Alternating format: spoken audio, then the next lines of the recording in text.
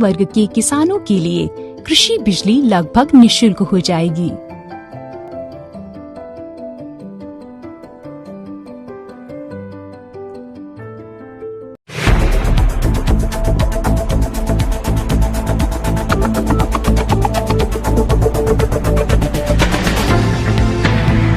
नमस्कार, आप देख रहे हैं स्टेट न्यूज बुलेटिन और मैं हूं आपके साथ शिवांगी पारिक। तो चलिए खबरों पर जाने से पहले नजर डाल लेते हैं बुलेटिन से जुड़ी अहम सुर्खियों पर। आज रात से 8 रुपए सस्ता मिलेगा पेट्रोल। केजरीवाल कैबिनेट ने वैट घटाने की मंजूरी दी। स्वास्थ्य विभाग की घोर लापरवाही आई सामने। कलेक्टर ने तीव्रता दिखाई, तब जाकर मामला हुआ शांत।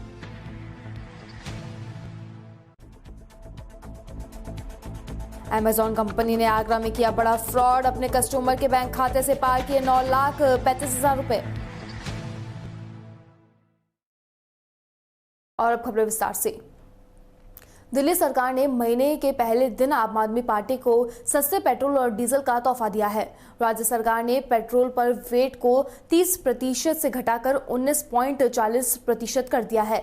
ऐसे दिल्ली में पेट्रोल 8 रुपए सस्ता हो जाएगा। नए दाम आज रात से लागू होंगे। इस समय सबसे महंगा पेट्रोल महाराष्ट्र के परभणी में बिक रहा है, तो वहीं यहाँ पे पेट्रोल 13.17 रुपए लीटर बिक रहा है। वहीं राजस्थान के श्रीगंगानगर के अंदर पेट्रोल 112.11 रुपए प्रति लीटर बिक रहा है।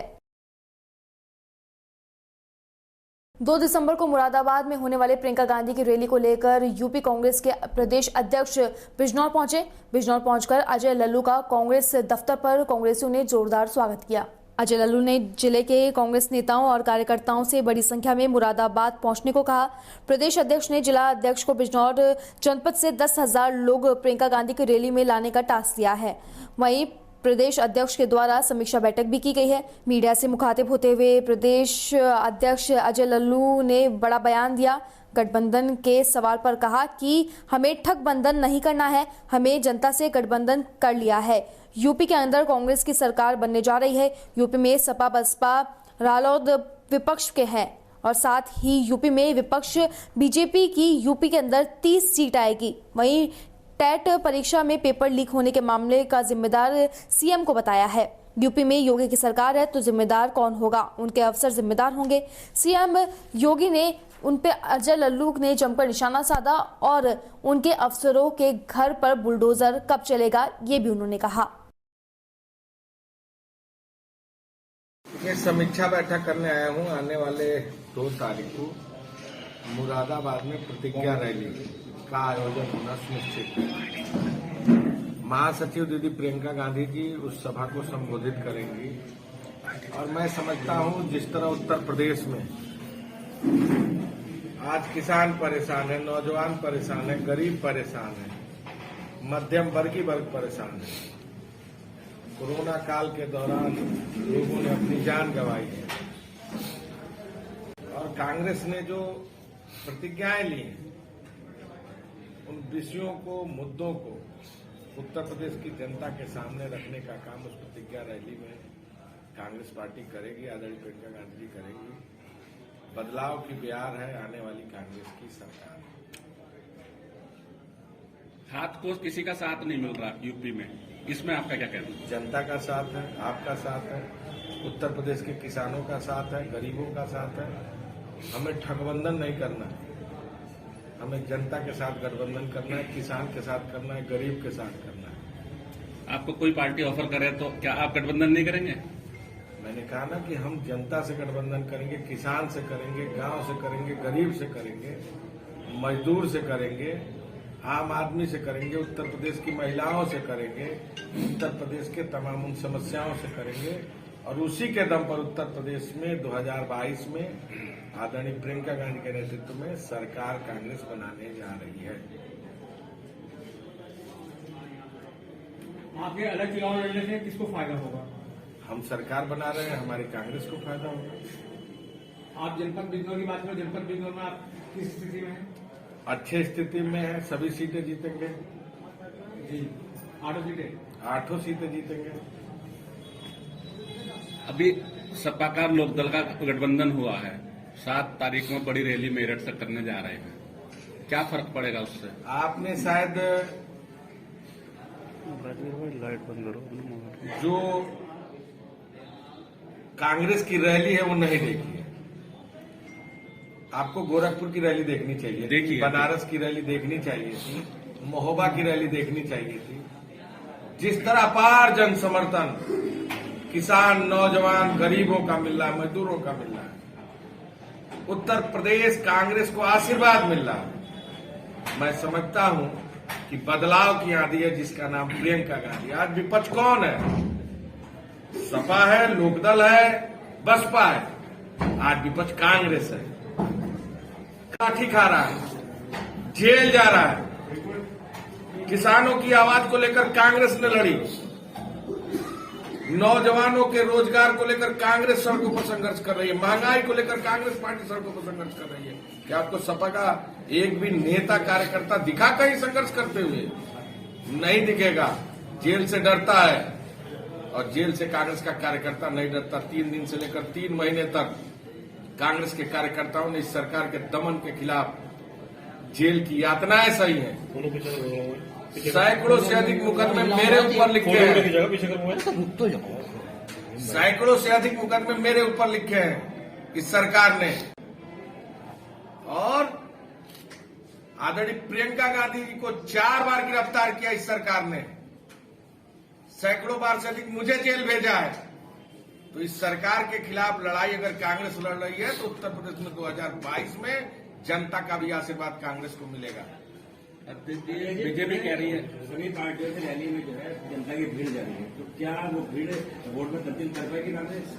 बिल्कुल कांग्रेस तब्दील करने जा रही है और कांग्रेस के समर्थन में जनता का आशीर्वाद मिलने जा रहा है। किसान कांग्रेस के साथ खड़ा है, नौजवान कांग्रेस के साथ खड़ा है, महिलाएं कांग्रेस के साथ खड़ी है।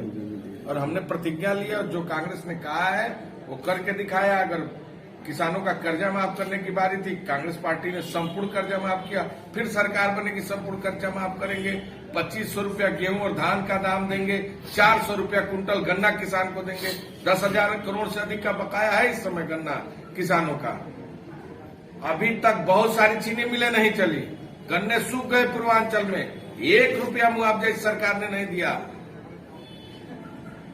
400 रुपए का वादा करने वाली सरकार 325 रुपए तक 4.5 साल तक गन्ने का दाम दिया।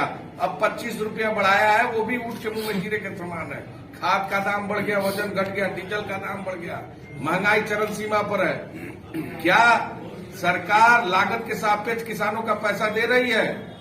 ये लूट तंत्र में विश्वास करती है सरकार। इस सरकार के खिलाफ जनता का जनादेश कांग्रेस को मिलने कि हमारी सरकार प्रचंड बहुमत की बनने जा रही है। यूपी में 300 से पार हमारी सीटें आ रही है, इसमें आपका क्या कहना है? देखिए, जो 300 उन्होंने कहा है ना, उसमें एक 0 हटा दीजिए। 30 से अधिक भारतीय जनता पार्टी नहीं पा पाएगी, ये आप लिख लीजिए कहीं। बिना चर्चा के कल कृषि बिल वापस हो गए, सांसद जो है 12 निलंबित कर दिए गए, क्या कहना? देखिए, भारतीय जनता पार्टी संविधान को नहीं मानती, लोकतंत्र की परंपरा पर विश्वास नहीं करती। 700 किसान शहीद हो गए, उसके बाद ये सरकार को कड़ी नींद से जाएगी। 3 बिल किस तरह आपने लागू कराया? बिना चर्चा के लागू कराया। और जब वापस भी लिया, आदरणीय राहुल गांधी जी ने कहा हम बात करना चाहते थे उन बलिदान देने वाले किसानों के परिवार के आर्थिक मदद के संदर्भ में, जो किसानों पर मुकदमे लिखे गए हैं उसके संदर्भ में हम बात करना चाहते हैं। किसके दबाव में यह कानून लाया गया उसके संदर्भ में हम चाहते थे। कांग्रेस पार्टी, आदरणीय राहुल गांधी जी चाहते थे कि सदन में इन सभी विषयों पर चर्चा हो, लेकिन ये सरकार चर्चा से भाग रही है। अगर चर्चा करती तो शायद अजय मिश्रा टेनी जी की भी वो बात याद आती कि जिस तरह उनके लड़के ने गाड़ियों से रौंद कर किसानों की निर्मम हत्या की थी। मैं समझता हूं सरकार का कलई खुल गया है, चरित्र खुल गया है। देश की जनता भारतीय जनता पार्टी को जान गई है, ये सरकार किसान विरोधी है। इस सरकार के जाने का समय आ गया है। उत्तर प्रदेश से विदाई शुरू होगा और दिल्ली तक की कुर्सी इनकी जाने वाली है। कृषि कानून बिल हमने वापस ले लिया है, हमने विपक्ष का मुद्दा खत्म कर दिया है। देखिए, मैं समझता हूं विपक्ष क्या है? विपक्ष एक आईना है और सरकारें गलत फहमी में रहती है। विपक्ष का काम है कि सरकार को आईना दिखाए, सदन में, सड़क पर।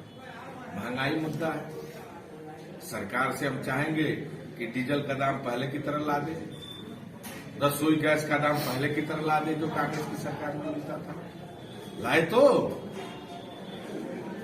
किसानों का कर्जा पूरा माफ कर दे, आवारा जानवरों से छुटकारा दिला दे किसानों को, लागत के सापेक्ष किसानों के फसल का दाम दे दे, बकाये गन्ने का भुगतान दे दे। हम तो चाहते हैं बेरोजगार नौजवानों को रोजगार दे दे। पेपर लीक हो जा रहा है इस सरकार में, सभी पेपर। आप देखिए अभी नेट के परीक्षा का पेपर लीक हुआ, यूपी टेट का। इसके पहले दरोगा भर्ती, सिपाही भर्ती, शिक्षक भर्ती, उत्तर प्रदेश चयन सेवा आयोग की भर्ती भी, उसके भी पेपर लीक हुए। कौन है जिम्मेदार? मुख्यमंत्री जिम्मेदार है, उनकी सरकार है, उनके अधिकारी हैं, उनके ऊपर बुलडोजर कब चलेगा? मुख्यमंत्री जी, आपके घर के ऊपर बुलडोजर कब चलेगा? ये आप जिम्मेदार हैं। आपने लाखों लोगों के, नौजवानों के भविष्य के साथ खिलवाड़ किया है। आपके पास जवाब है? नहीं है।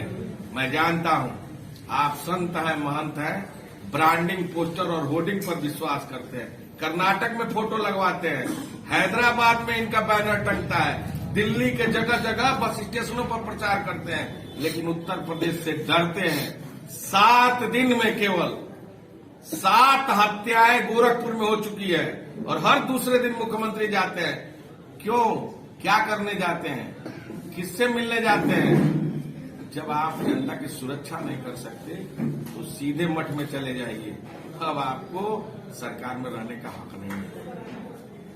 मध्य प्रदेश के मुख्यमंत्री शिवराज सिंह चौहान ने शनिवार को जननायक टंट्या भील की जन्मस्थली खांडवा जिले के बड़ौदा अहिर से क्रांति सूर्य गौरव कलश यात्रा की शुरुआत की। गौरव यात्रा आदिवासी बहुजल्य झाबुआ जिले से पहुंची, जहां पर गौरव यात्रा की अगवानी करने जिले के प्रभारी मंत्री इंदर सिंह परमार, अनुसूचित जनजाति मोर्चा प्रदेश अध्यक्ष कल सिंह झाबर, जिला अध्यक्ष लक्ष्मण सिंह नायक सहित कई भाजपा कार्यकर्ता गौरव यात्रा की अगवानी करने पहुंचे। गौरव यात्रा का जगह जगह पुष्प वर्षा के साथ में स्वागत किया गया। वहीं यात्रा के दौरान जिले के पटेलवाद एवं थांदला, मेघनगर में और झाबुआ के सभाओं का भी आयोजित किया गया, जहां पे टंट्या मामा के वंशजों का मंच से सम्मान किया गया। प्रभारी मंत्री ने सभा को संबोधित करते हुए कहा कि देश में जनजातीय नायकों का इतिहास कभी नहीं पढ़ाया गया। वे अंग्रेजों के खिलाफ लड़े, अन्याय के खिलाफ लड़े और सूदखोरों को भी उन्होंने नहीं छोड़ा, लेकिन इतिहास की किताबों में कहीं पे भी उनको जगह नहीं दी गई। टाटिया मामा ने कहा कि भारत माता के लिए खुद को बलिदान कर दिया। प्रभारी मंत्री ने कहा कि बीजेपी सरकार जनजातीय नायकों को उनका श्रेय दिलाएगी। टाटिया मामा की जीवनी को किताबों में शामिल किया जाएगा, जिससे लोग उनके बारे में जान सकेंगे।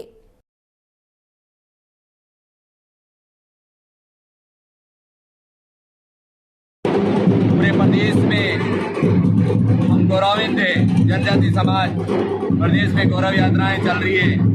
हम समाज, जनजाति समाज का इतिहास गढ़ने का काम हमारी सरकार कर रही है, इसलिए हम बड़े गौरवान्वित हैं। आज़ादी का अमृत महोत्सव हम मना रहे हैं और हमारा यही उद्देश्य है कि आज़ादी के आंदोलन में जिन महापुरुषों को, जिन क्रांतिकारियों को, जिन शहीदों को इतिहास के पन्नों पर जगह मिल गई, उनको तो हम स्मरण करते ही हैं, लेकिन समाज में बहुत बड़ी संख्या में सभी जातियों में, विशेषकर जनजाति समाज में, एससी समाज में भी इस प्रकार के बलिदानियों की श्रृंखला है जिनको इतिहास के पन्नों पर जगह नहीं दी है। यह 75वां वर्ष उन ऐसे महापुरुषों का ही स्मरण करने का वर्ष है और इस यात्रा के माध्यम से हम नए जो सारे लोग हैं, नए समाज का निर्माण करने की जिनके मन में इच्छा है, ऐसे नए लोगों में, आगामी पीढ़ी में हम अपने पुरखों, बलिदानियों, संघर्ष करने वाले और आज़ादी जिनके अथक प्रयासों से हमको मिली है, उनको हम बता सके, ताकि आने वाले समय में वो अपने देश के लिए और राष्ट्र के लिए एक अच्छे नागरिक बनकर के मातृभूमि की, अपने देश की सेवा कर सकें। श्योपुर जिले की उप तहसील बड़ौदा अस्पताल में नशेबंदी कैंप में आई महिलाओं ने यहां पे डॉक्टरों के समय पर नहीं पहुंचने के कारण महिलाओं ने हंगामा शुरू कर दिया। वहीं पर महिलाओं को 2 बजे से बेहोशी के इंजेक्शन लगाकर छोड़ दिया गया। जिसके चलते महिलाएं पड़ी हुई थी। समय पर सूचना मिलते ही कलेक्टर शिवम वर्मा मौके पर पहुंचे। शिवम वर्मा ने आरोपी कर्मचारियों के ऊपर कार्रवाई की और महिलाओं को सुरक्षित अपने घर पहुंचाने के बाद रात्रि 11 बजे तक कलेक्टर वहीं डटे रहे। ये संज्ञान में आ गया है मसला और पूरा अभी हम लोग यहाँ व्यवस्था कर भी रहे हैं। हमारे एसडीएम और पूरी हमारी प्रशासन की पूरी टीम, मैं खुद भी यहाँ पर देख रहा हूँ इस चीज़ को। और जितने भी महिलाएं आई हुई हैं उनको हम लोग अभी भोजन कराएंगे, उनको हम लोग देखेंगे और उसके बाद उनको सकुशल उनको उनके घर तक पहुँचाएंगे। उसके लिए गाड़ियों की व्यवस्था भी प्रशासन द्वारा की जा रही है। और इसके अलावा जो जिन महिलाओं का ऑपरेशन हो गया है उनको हम लोग अभी ऑब्जर्वेशन में रखेंगे थोड़ी देर के लिए, और ऑब्जर्वेशन में डॉक्टर के करने के बाद ही उनको छोड़ना है या कल सुबह उनको छोड़ना है, हम लोग वो देखेंगे वो चीज़ें। इसमें जो लापरवाही हुई है उसके लिए कार्रवाई की जा रही है। इसमें सीएमएचओ को, यहाँ के बीएमओ को नोटिस दिए जा रहे हैं और जो हमारी ब्लॉक कोऑर्डिनेटर उनको सेवा समाप्ति का हम लोग आज कार्रवाई कर रहे हैं, उनको नोटिस भी अभी दे दिया जाएगा थोड़ी देर में। यहाँ पे 67 महिलाएं कुछ हैं जिनको बुलाया गया था और हमारी 42 आशा दीदियाँ भी हैं। और अभी इसमें इनको 24 लोगों का ऑपरेशन हो चुका है जिनको हम लोग अभी ऑब्जर्वेशन में रखा गया है और शेष लोगों को हम लोग घर छोड़ने की व्यवस्था कर रहे हैं। माहौल कैसे बना सर, ये क्या कारण रहा? देखिए, इसकी इन्होंने कैंप लगाया यहाँ पर, परंतु जो जिसको सर्जरी करनी जिस डॉक्टर को, वो डॉक्टर उपस्थित थे ही नहीं यहाँ पर। और जब ये बात संज्ञान में आई तो सीएमएचओ साहब को मैंने खुद स्वयं भेजा वहाँ से और तभी इन्होंने आके यहाँ पे अब ये काम किया है। हालांकि रात का समय, इससे हम चाहेंगे नहीं कोई सर्जरी फर्दर हम लोग और करें। जिन लोग की हो गई है उनको हम लोग अभी रखेंगे ऑब्जर्वेशन में, शेष लोग को हम लोग सकुशल उनके घर भेज देंगे। सर, यहाँ पे स्टाफ जो अभी आप हो सब निकल के बाहर आ गए, लेकिन आपने पहले कोई नहीं था यहाँ पे, ऐसा क्या कारण था कि कहाँ को ले गए थे? नहीं, ठीक है, हम लोग इसकी व्यवस्था कर रहे हैं और जो भी इसमें कमियां पाई जाएंगी उसके लिए कार्रवाई भी करेंगे। ठीक है। आपको क्या परेशानी है यहाँ पे? सर, यही परेशानी हम यहाँ पे लेके खड़े हैं तो हमारी अभी तक सुनवाई नहीं हुई। डॉक्टर बोल रहे हैं अभी आए 1 घंटे में 2 घंटे में। हम छोटे छोटे बच्चों को घर पे छोड़ के आए थे, उनका अभी तक सोल्यूशन होना चाहिए ना। और वैसे हम इंजेक्शन दे दिया, इनको डाल दिया गया, हम घर को ले जा सकते हैं। अगर इनकी नहीं है, ऑपरेशन करने की क्षमता नहीं है, बुलाया क्यों? तो क्यों बुलाया? क्या कहते हैं ये कर्मचारी, क्या कह रहे हैं यहाँ पे यादव? सर, ये बोल रहे हैं, मैंने कहा सर मेरे को अंदर जाना नहीं है। हाँ। मैं मेरी बीवी को मंदिर घर पे लेके जाऊंगा। सही बात है, बिल्कुल। इन्होंने बोला कि जेल में डाल दूंगा। किसने कहा ये सरकार है, संजू इन्होंने बोला कि जेल में डाल दूंगा। इसका मतलब क्या बनता है? दबाव डाल रहे हैं, दबाव डालते हैं साले।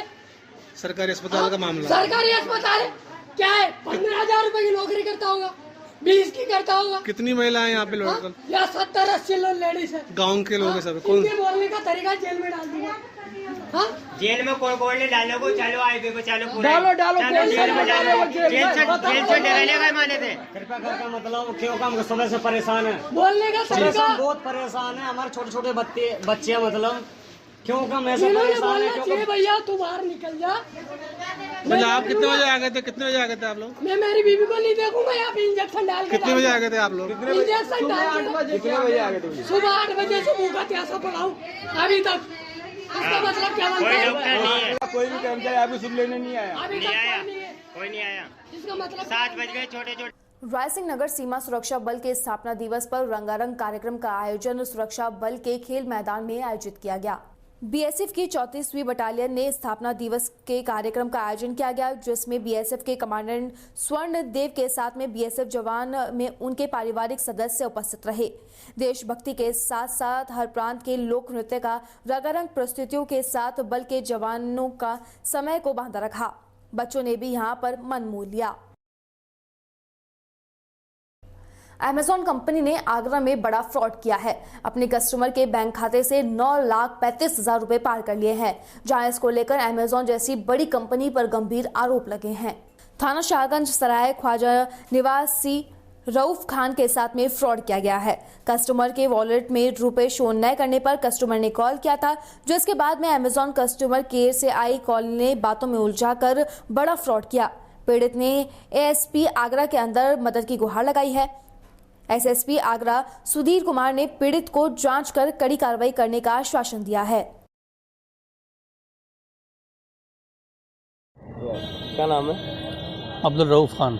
अब्दुल जी, आप यहाँ एसएसपी के कार्यालय आए हैं, क्या पूरा मामला है, क्या हुआ आपके साथ? मेरे साथ साइबर सेल की तरह एक फ्रॉड हुआ मेरा जी। तो मेरे जो है उसमें अकाउंट से हैकर ने पैसे निकाले हैं जी। अमेज़ॉन पे मेरा वॉलेट था। मैंने अमेज़ॉन पे जो है शिकायत की कि मेरे वॉलेट में जो है 20,000 के आसपास हैं और मुझे शो करा रहे हैं 1,034 रुपये। तो उन्होंने कहा कि मैंने कस्टमर केयर पे किया था फ़ोन जी।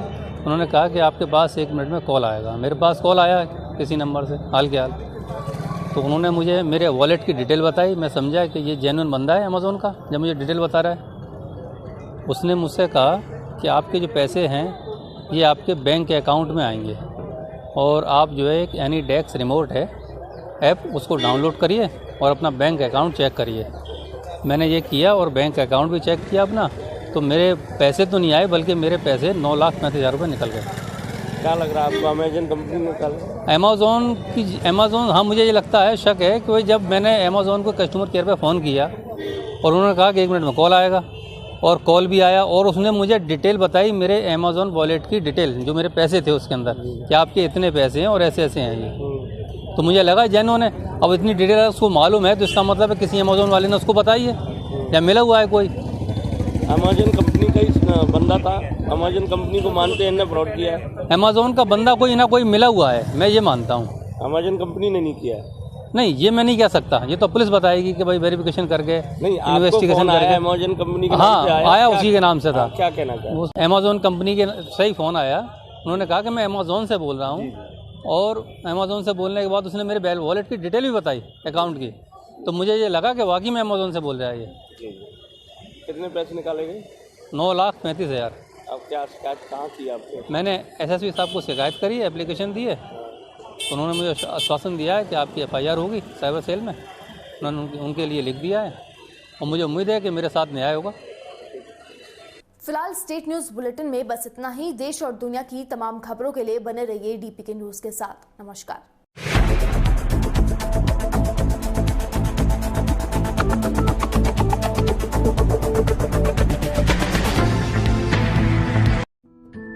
मुख्यमंत्री किसान मित्र ऊर्जा योजना